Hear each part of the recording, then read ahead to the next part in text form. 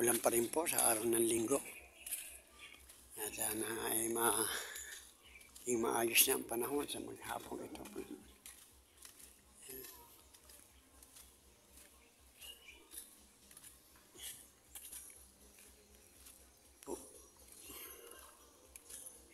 Shoutout muna sa lahat ng mga kapatid ko sa Bulacan. Church Day ngayon, mula kay Ate Seni, kay Ate Belen, kay Kuya Clady na gumaling na po sana siya.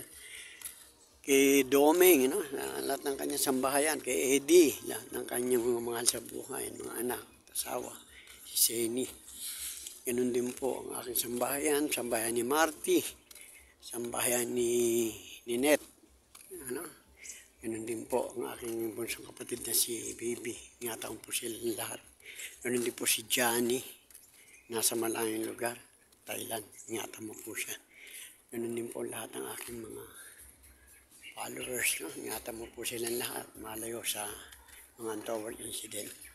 Maraming salamat po sa araw na ito, Panginoon. Maraming salamat po sa umagang ito. Patnubayan niyo kami sa maghapon, aming mga gawain. At patnubayan kami na makagawa ng mga bagay na naayos sa kalooban. Maraming salamat po, Lord. Maraming salamat po. Lahat po ng papuri sa iyo lamang. Maraming salamat sa lahat ng biyaya.